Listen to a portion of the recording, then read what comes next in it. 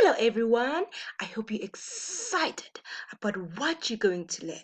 More especially different teachers in different places. More especially teachers who are not privileged to go to school and learn about what we're going to talk about. Today, we'll be talking about small group, problem-based learning and teaching. Probably you can see on your screen what we'll be talking about. Probably you ask yourself why the outline or the decoration with this topic.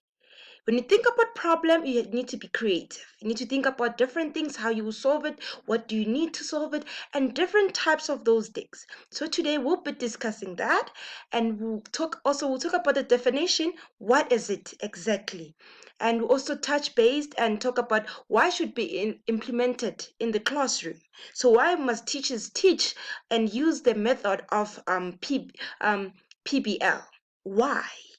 Probably most of you guys ask yourself, but before we begin, let's get to the definition. What is it exactly? So if we go next, so the question is, what is small group problem-based education and learning? The definition that I found says, teaching method in which complex real-world problems are used as the vehicles to promote students' learning of concepts and principles are opposed to direct presentation of facts and concepts. So there's different definition that you can get in the dictionary, in different textbooks, and our study guides. As we study at Embry, we have definitions online. There's just a lot of them. There's a blogs. People blog about it.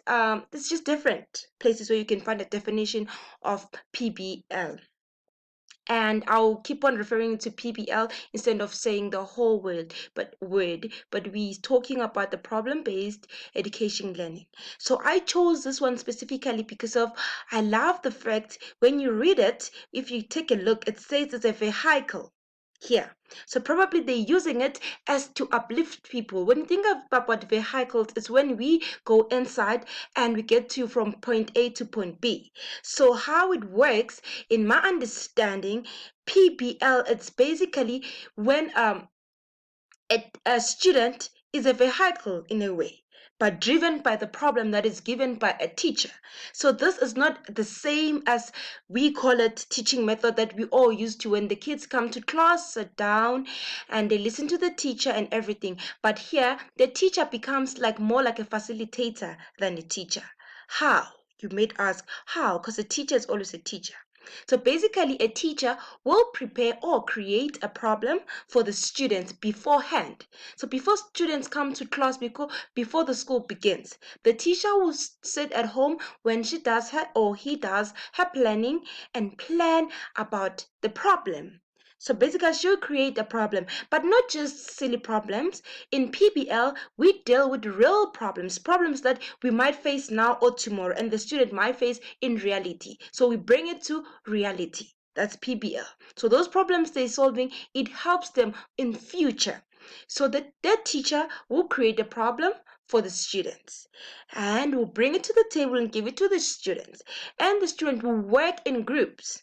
So they will come together and they will hear a problem from the teacher, and all what the teacher needs to do is facilitate them. So she becomes like a facilitator. So she can help them by revisiting the question and also, giving them some hit ups how they can do it. But the teacher will be facilitating the production of a product. So the teacher will be there and the student will work in groups, of which that's the most important thing. Why they do not work individually? When you work together, there's a bigger thing that can be achieved. But that we'll talk about it when we talk about implementation. So that's how the definition goes. So PBL basically it's when the students are given a problem and they have to solve the problem. And the teacher is not supposed to be part of it. Just the teacher becomes a facilitator. That's the definition of a small group problem-based education learning. The students do together. They don't sit in rows and listen to the teacher, but they walk around from one table to another to get tools. So they work together. So let's look at our other question. So it says, why should PBL might be implemented in the classroom and how it can be implemented? So the question, let's read the question again. It says, why should PBL might be implemented in the classroom and how it can be implemented. So you ask yourself, why?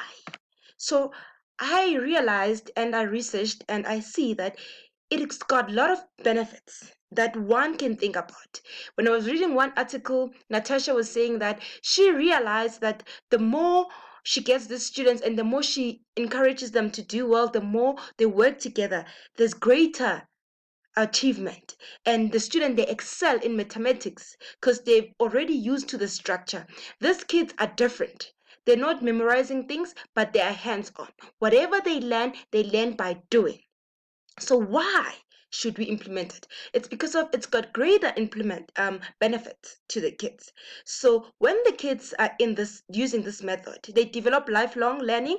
You can see here we have 5 of them. They have cross-cultural understanding, strong communication skills, planning, critical thinking, reasoning and creativity, personal and social responsibility. When let's look at each of this, thinking about why should the children use this method in the classroom, and why should we take it to the classroom? So it says it develops lifelong learning, meaning that the problem that they get or the problem that the teacher gives them, it's something that really relates to the environment that they live in, the reality. So we PBL brings the reality into the classroom. They're not just learning in the classroom to expand their knowledge, but also they're learning what they will encounter in future and what is happening already.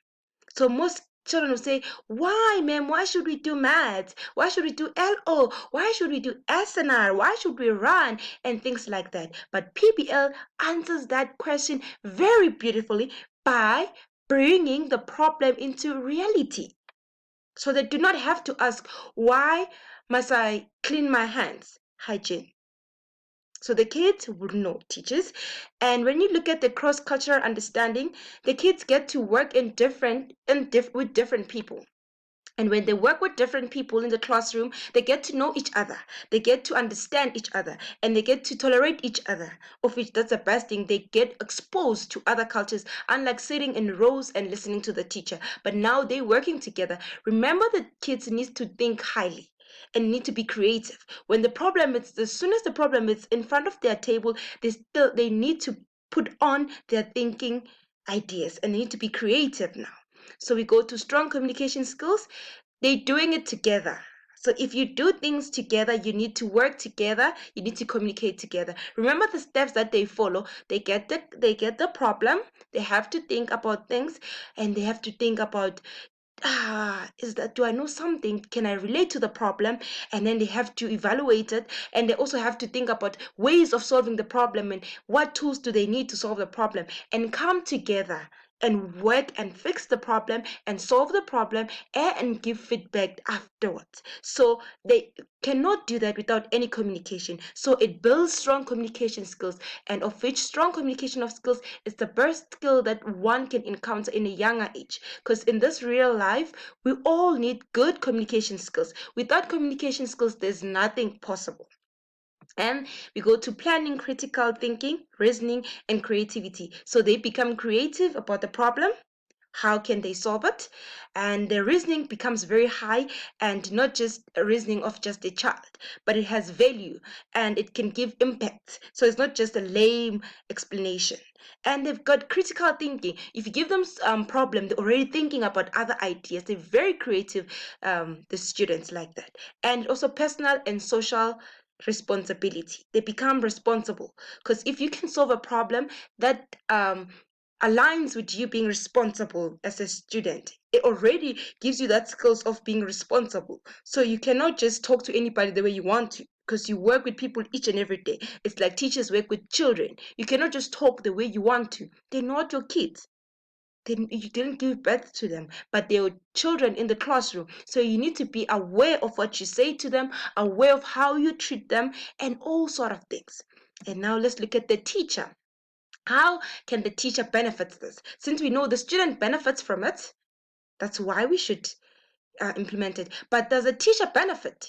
Yes, the teacher does benefit, definitely, because there will be increase the increase of a class attendance. The kids who attend, it would be nice. It wouldn't be something that I just have to memorize it and write it, but it would be something that I'll be hands-on. So the kids will be hands-on. They won't just know it, but they'll also know how to do it, and they'll remember it because they see it each and every day. And if they can solve it, they can also know it. So there will be increase of the class attendance, encourages students to spend more time studying. So it gives them in isiZulu they'll say uguzu. So it gives them that courage to study hard. So also when they're by themselves, they will know that they need to study. And you know, when you do things together, if you try to lack, someone can pick you up. So that's how when working in small groups helps. And number 3, it says promotes interdisciplinarity. So it promotes, you need to be disciplined. So obviously when you work with people, you need to be disciplined. If we say we're doing group work now and we're making a robot as a group, that's a task that we've given, and we're saying that we're going to go home and do research about this, or in class we take out the phones because now it's 21st century, most students have laptops at school, they have cell phones, they're allowed to use them. So if it's something like that, they take out they start checking, what would we need to make a robot, what does a robot look like, what does robot needs, the tools that we need. So if I'm saying I'm bringing eyes, you are bringing boxes, you are bringing this, we need to bring those things together. We need to be disciplined to do things together. And it says method of effort, more intrinsic reward. So it got good results, and it's very good. So implementing it into a classroom, it wouldn't just help the teacher, but it will not the teacher only, but it will also help. It will also help the children, and not just the children, also the school itself, because the school will get good words. Kids are gonna start excelling, as we've seen a lot of teachers saying that sometimes does not work for all teachers, but you need to try it over and over in different ways, but then it benefits the teacher, and the teacher, remember, it becomes a facilitator. So the teacher does not have to do the whole work of trying to make you understand it, but you can understand it yourself, because remember, if as soon as the teacher creates a problems and give it to you, you have to think about it, evaluate it, being creative, solve the problem and do the problem, and then give feedback, of which the teacher does not do a lot of work, but all she needs to do is just revisit the problem and remind the students about the problem and just facilitate the production of the product. And that's how it works. So imagine if all the schools have this in their classroom, how many smart kids would we have? Think about it. If you play a song to a kid, just one song, and they sing it today and tomorrow, trust me, they will know that song for the rest of their life. You'll find them once they're 28 and they had it in grade 1 and say, oh, our teacher in grade 1 used to make us listen to that song, and we used to do breaks with it, and we used to, before we eat snacks, we used to sing it. That's how the mind is created. It's created that if we do something, it becomes a habit. And if it's a habit, we learn it. You teach yourself the habit. I cannot start smoking and think, you know what, it's a good thing. If I tell myself it's a good thing and I do it, it will become a habit. If I start reading a book and saying, you know what, it's a good thing, it's a habit, and I'm doing it over and over, I'm doing it. So in a small group PBL, these kids are taught in a way whereby they're not just sitting down and memorizing information, but they are hands-on and they're working together, they're walking around the classroom. So they're not just sitting down and listening to the teacher and asking questions, ma'am, no. But they're doing it with the teacher facilitating them, of which that's a great thing that one can have in the classroom, and it should be implemented in different ways whereby teachers can bring the activities where the kids will learn how to mark or assess their own work.